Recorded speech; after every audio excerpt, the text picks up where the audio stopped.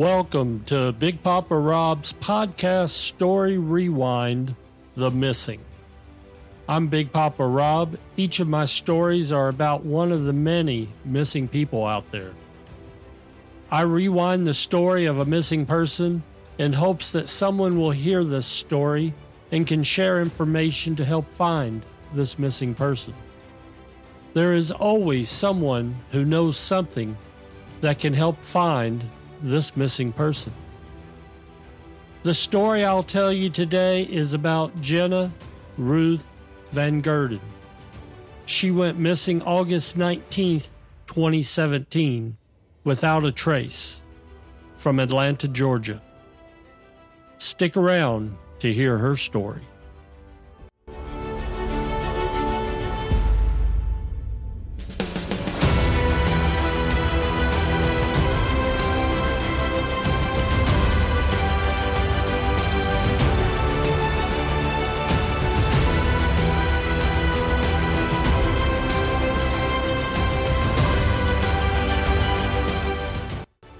Let's rewind this story to her earliest beginnings. Jenna was born January 1st, 1991. She was the daughter of Leon Van Gelderen and Rosine Gleek. Jenna also had an older brother named Will. While in elementary school, Jenna was diagnosed with nonverbal learning disability. I didn't know exactly what this meant when I saw this, so I had to look it up. Here's the definition as it relates to Jenna. Nonverbal learning disorder, NVLD, is a learning disability that causes difficulty with social skills. Children with NVLD are often well-spoken and can write well, but struggle with subtle social cues and comprehension of abstract concepts. In interviews I saw, her friends and family described her as someone socially awkward. A childhood friend described her as quirky. She would ask a lot of questions so that she could understand and the need to make things clear to herself. This also caused her to be bullied somewhat because kids didn't understand why she was always asking questions about everything. After she graduated high school in 2010, she attended Georgia Gwinnett College in Lawrenceville, Georgia, before transferring to Gwinnett Tech and earning an administrative assistant certificate.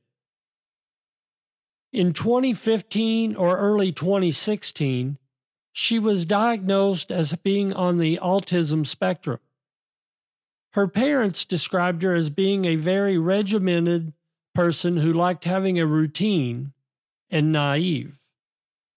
She was extremely gullible and vulnerable because she wanted friends so badly, and she couldn't always tell when their intentions were not in her best interest. In February 2017, Jenna was working at a pet shop, and the store accused her of stealing $3,000 in total, and was ultimately fired. Near or around this time, a family friend told the family about her getting fired. When confronted with this, Jenna wouldn't tell the family where the money went. She would only tell them that the manager framed her. People that worked with Jenna told the parents that certain men had been coercing her into stealing money for them. Family has stated this behavior is very uncharacteristic of her. Sometime in February, Jenna was reportedly dating a guy that had very violent tendencies, but wouldn't tell the family who he was. The family had concerns about the people she was befriending because she tended to be naive and too trusting of people. After the incident at the pet store, her father began investigating her activities and confronted her with questions regarding what he noticed on the phone bill since Jenna was still on a phone plan her parents had.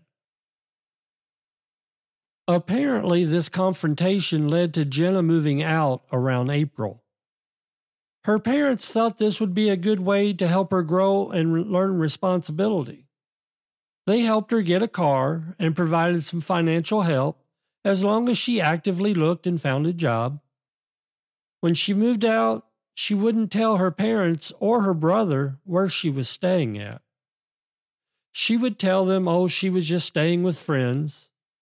At some point, she rented a room with an acquaintance, but still didn't tell her parents where this was. I don't want to make this sound like they had a total breakdown in the relationship, because Jenna still spoke to her parents almost daily. The weekend of August 12th, 2017, Jenna's parents had reached out to her the weekend before she went missing, but didn't connect with her until Monday, August the 14th, to ask her if she would want to come and stay at the house and house sit the aging family cat. Jenna had always loved this cat, and Jenna agreed, but did not feel comfortable administering medication that the cat needed because she was afraid of hurting the cat that she loved so much. The parents arranged for a vet to come by and administer the medication, which would require her to be present to let them in. On Tuesday, August 15th, Jenna's parents left for the trip to Canada. On Thursday, August 17th, Jenna appeared to have had some friends over that night based on information that it was evident that the friends didn't clean up the bedrooms from that night, so it's safe to assume they must have stayed the night. Friday, August the 18th. Jenna's brother Will came over that morning to the parents' house to meet the vet for the cat's medication.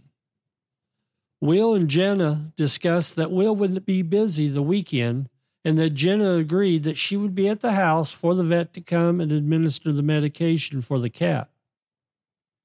This was the last time Will would see his sister. Saturday, August 19th, 2017, 9:30 a.m. Jenna's brother Will tries to call Jenna to tell her that the vet is there at the parents' house to administer the medication. He gets no answer and drives over to the parents' house to let the vet in around 10:30 a.m. Jenna wasn't there when Will arrived. He assumed she must have ran out to do an errand and lost track of time. At this point, Will noticed that the lights was on and the TV was still on, but really didn't notice anything was out of place. It's probably safe to say he wasn't really looking for anything either. It wasn't until late Saturday into Sunday that they realized she was missing. I couldn't find out a lot of details about Saturday night, but I'm sure it's safe to assume that the vet reached back out to Will when he went back to the house for the afternoon medicine for the cat, and no one was there. Her brother went back to the house Sunday morning and discovered Jenna's suitcase was gone. A framed tapestry that was a family heirloom was missing, along with Jenna's car. It was also discovered that all of Jenna's toiletries and makeup was still in the bathroom, along with the shoes that she'd been wearing left in the living room and her phone charger on a table next to the couch. One other thing to note, the cat hadn't been fed. At this point, their parents helped Will make the call to the police to report Jenna missing. Early in the case, the police didn't feel the need to take fingerprints off the frame that held the missing tapestry. This tapestry went missing is described as an Egyptian table runner, which is about 2 foot wide and 4 to 5 feet long. Jenna's grandfather had bought it back around World War II. It wasn't known to be as valuable piece as much as it was a family heirloom. Based on information Jenna's brother reported on Web Sleuths and some information from the Oxygen Channel special, we know she was at the house Friday afternoon because the vet came back around 2 to administer the second dose of medicine for the cat. Around 4 or 5 Friday evening, Jenna's brother, Will, called Jenna to verify everything was okay and to confirm she was going to be available to be at the house to let the vet in over the weekend. After Jenna went missing, it was discovered that Jenna had a second cell phone that the family didn't know anything about. She had told her friends she got it because her dad was monitoring her calls. So I assume she got this phone shortly after her father had confronted her about the calls she was making and around the time of the pet store incident. She also had this phone under the name Ruth Jenna.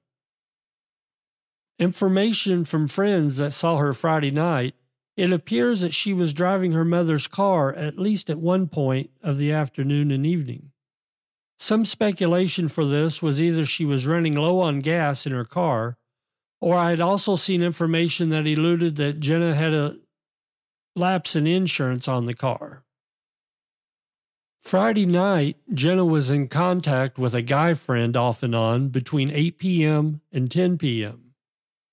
During their conversation, she appeared to have wanted to come to his place, but he advised her not to come because of his neighborhood in College Park area, and that he would meet her close to her apartment, but according to him, she never showed up.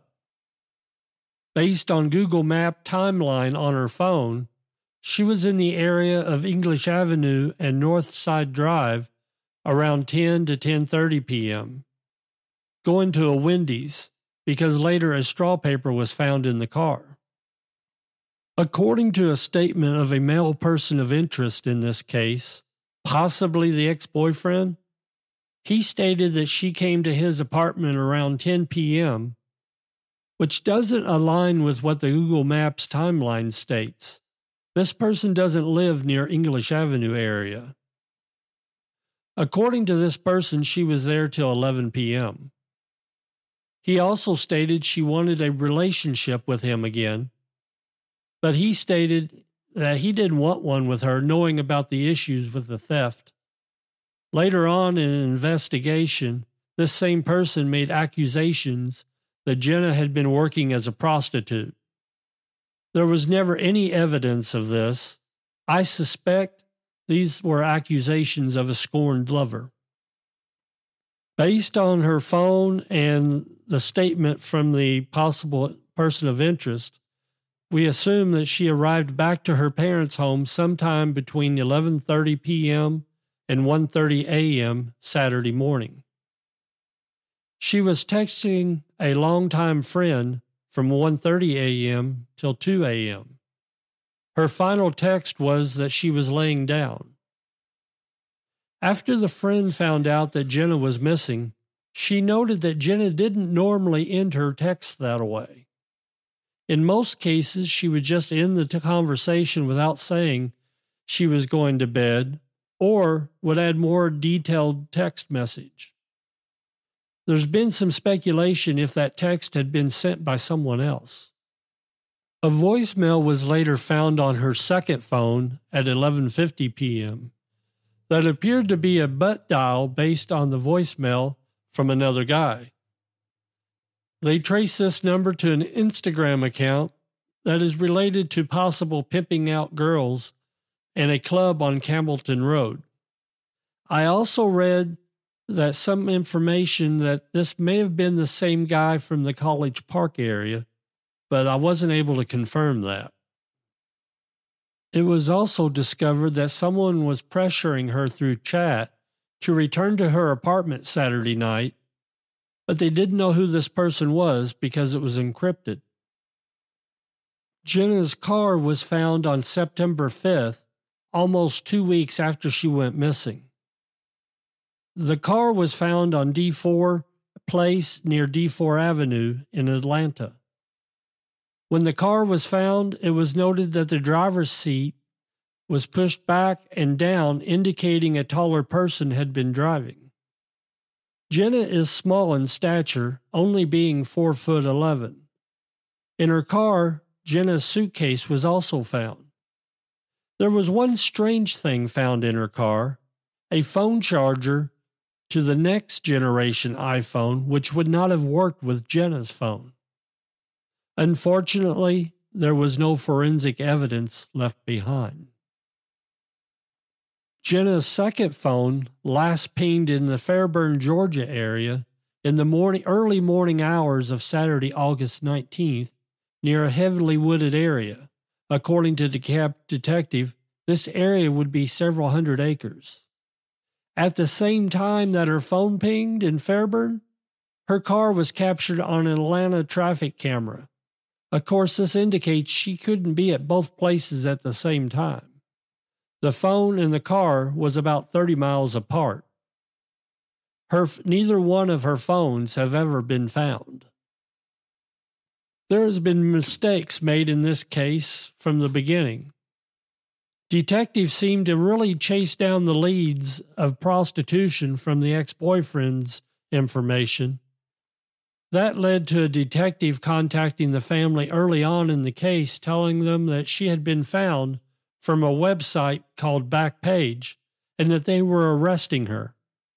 That turned out to be false hope that she was located. The person only resembled their daughter. Fingerprints were not taken till weeks after she went missing from the house and from her mother's car. From what I could tell, the police really didn't take the case seriously until her car was found. Unfortunately, this is where the case still stands today. The last news story I found was November 8th, 2022, when Fox 5 Atlanta did a follow-up story, basically with the same information. Prior to that, the family posted a news article on the Help Find Jenna Van Gelderen Facebook page to a link where the Atlanta Jewish Times did a story back in September 2nd, 2021. It stated that the family held the first memorial service for Jenna since she'd gone missing 4 years before. The article went on to say that the family feels at this time that their daughter was murdered, and they had already petitioned to declare Jenna dead. This was a beautiful article that went on to explain who Jenna was named after. Let's discuss what Jenna looks like. Jenna Ruth Van Gelderen is white with brown hair, brown eyes. She weighed 140 pounds and is 4 foot 11 inches tall. She was 25 at the time she went missing, and she would be 31 years old now. She has a Star of David tattoo on her upper thigh, and both her ears are pierced. She was possibly wearing a green t-shirt with the word San Antonio on the front and may have also been wearing a black spaghetti strap shirt underneath it. She may have also been wearing black yoga pants. If you have any information regarding Jenna's disappearance, please contact the GBI at 1-800-597-8477. Remember, any information helps, even if you think it's insignificant. It's been 6 years. Maybe you or somebody you know was too afraid to come forward back then. Please come forward now so this family can have answers. Someone out there knows something. Please report what you know. If you follow my social media, I will have pictures of Jenna posted. One of these pictures is her wearing the green t-shirt that she's believed to have been last seen in. I tell my stories in hopes that you will gain a deeper understanding of historical origins of many things and the lives of people that you may not know their stories. Once again, I'm Big Papa Rob, and this was an independent podcast called Story Rewind: The Missing. It is written, produced, and edited by Big Papa Rob. I couldn't do this without the support of my wonderful wife, aka Big Mama. For a donation to help me cover my operating costs, you can buy me a cup of coffee. You can find the link in my show notes or on my social media pages. Your support would be greatly appreciated. I would appreciate a 5-star rating if you listen to my podcast through Apple Podcasts. And finally, if you have a story idea, please contact me through my social media. A link to my social media accounts is listed in the show notes. I would love to hear from you. Today's music was The Shield by Hot Dope from Pixabay.